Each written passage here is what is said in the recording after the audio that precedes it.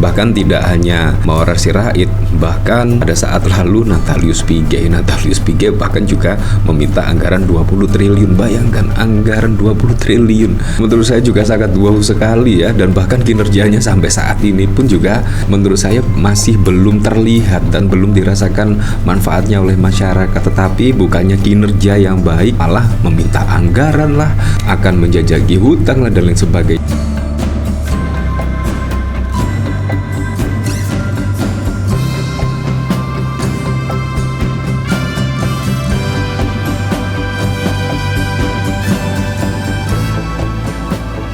Dan Anda bisa membayangkan ya, baru saja dilantiklah oleh Pak Prabowo Subianto dan belum genap 2 bulan, tetapi wah sudah berlomba-lomba mencari hutang lah. Bahkan kalau kita lihat, Maurer Sirait akan menjajaki hutang ke Bank Dunia buat ongkosi program 3 juta rumah. Bayangkan, negara mempunyai hutang, menarik hutang di Bank Dunia, menteri menarik hutang, bahkan perusahaan BUMN menarik hutang, masyarakat juga terjerat pinjol. Bayangkan, ya seharusnya Maurer Sirait ya setidaknya menunjukkan kinerjanya dulu lah, setidaknya membuat rumah lah dari anggaran yang ada lah. Anggaran 5,7 triliun menurut saya juga cukup lah untuk membangun ribuan rumah. Ditunjukkan dulu lah kinerjanya seperti apa dan lain sebagainya.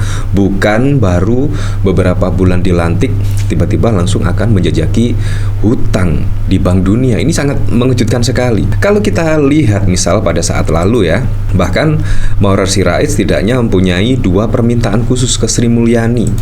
Dan bahkan pada saat lalu juga Maurer minta tambahan anggaran 48,4 triliun ke Sri Mulyani. Bayangkan, 48,4 triliun ini uang yang sangat besar sekali loh. Ya menurut saya sih menggunakan anggaran yang dianggarkan oleh Sri Mulyani dulu lah. Misalkan mendapat anggaran setidaknya 5,1 triliun, ya difungsikan secara baik lah 5,1 triliun setelah menunjukkan kinerjanya. Tapi kalau dikit-dikit utang akhirnya juga malah sangat lucu sekali karena juga baru 2 bulan dilantik. Nah kalau kita lihat dari pemberitaan di sini ya, pada 18 November, wow 18 November artinya belum genap 1 bulan dilantik sudah meminta anggaran 48,4 triliun.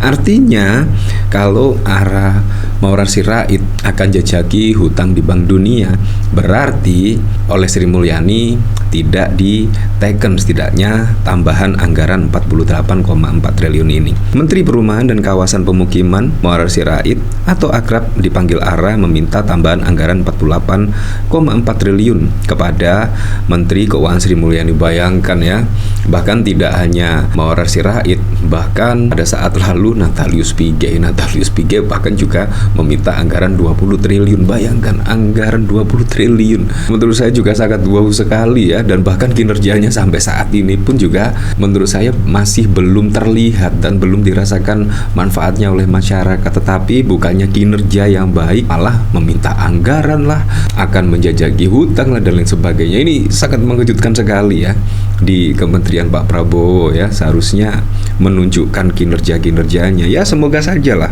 Pak Prabowo kalau benar berkomitmen ya, setidaknya ya 6 bulan sekali dievaluasi, seperti halnya pada saat lalu ya, 6 bulan sekali dievaluasi. Kalau kinerjanya dirasa kurang ya harus diganti dan direshuffle.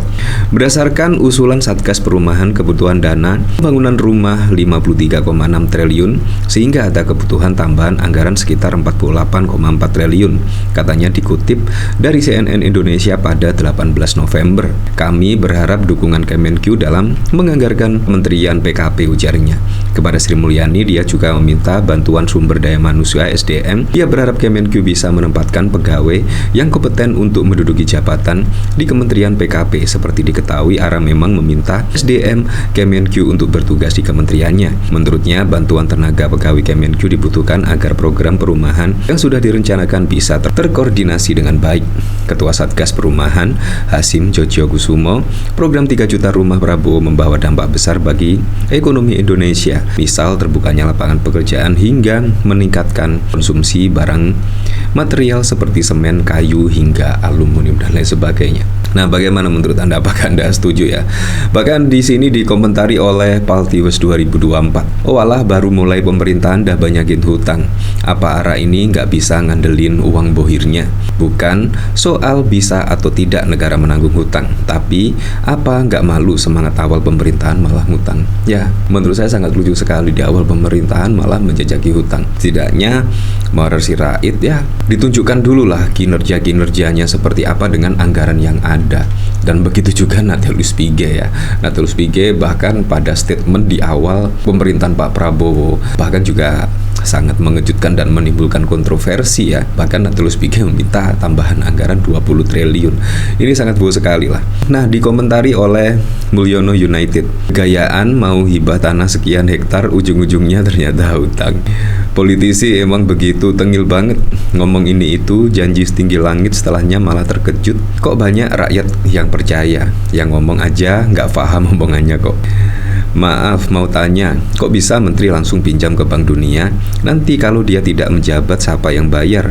Dan pertanggungjawabannya gimana? Ya memang ini sangat bau sekali. Apakah negara juga?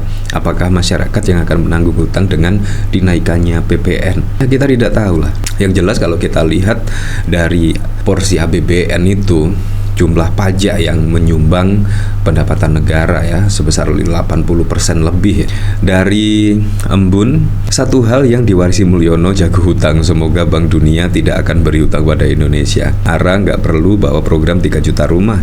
Ngutang mah ngutang aja, paling banyakkan masuk kantong. Politik tipu-tipu. Jangan memaksakan diri kalau tidak mampu. Jangan dikit-dikit ngutang. Berhemat dalam kondisi seperti ini mungkin paling pas. Ini namanya aji mumpung. Utang lagi yang suruh bayar buser 58 pers partai koalisi, kirain ada modal. Ya seperti itulah. Nah, saya juga penasaran sih kira-kira beritanya seperti apa ya. Padahal kalau kita lihat pada saat lalu, wah sangat wow sekali lah. Bahkan kalau kita lihat Muhammad Sirait pada saat lalu setidaknya menantang lah, setidaknya Anies Baswedan PDIP yang mendukung Pak Pramono Anung dan Rano Karno, dan Ridwan Kamil didukung oleh Pak Jokowi dan Pak Prabowo. Siapa yang lebih kuat? Wow, menurut saya sangat wow sekali. Tetapi tiba-tiba ngutang. Ini sangat lucu sekali, sangat berbeda sekali dengan apa yang dikatakan pada saat lalu. Kita buktikan siapa yang lebih kuat.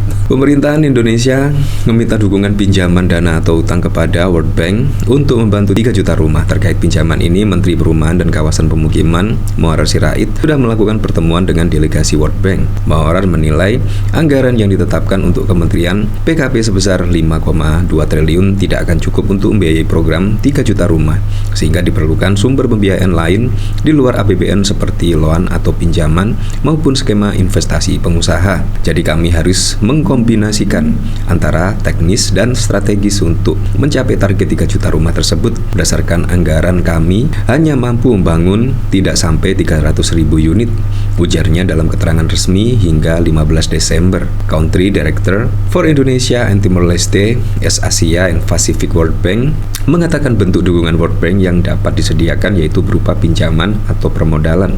Selain itu, rencana kerjasama World Bank dengan Kementerian PKP ini juga mencakup kerja-kerja analitis dalam upaya menyelesaikan dan mengkonsolidasikan semua isu-isu, data baik pengumpulan, pengkajian, serta dalam merumuskan pertanyaan-pertanyaan yang relevan untuk menjawab sebagai persoalan untuk mewujudkan target yang sudah diberikan. Ya seperti itulah. Jadi apakah Anda setuju? Baru 2 bulan sudah mau hutang. Seharusnya ditunjukkan kerja-kerja terbaiknya lah, dan menggunakan anggaran yang ada lah, setidaknya membangun dulu 300.000 rumah. Kalau sudah dibuktikan dan dirasa kurang, ya tidak masalah lah kalau sudah membuktikan pencapaian kinerjanya ya.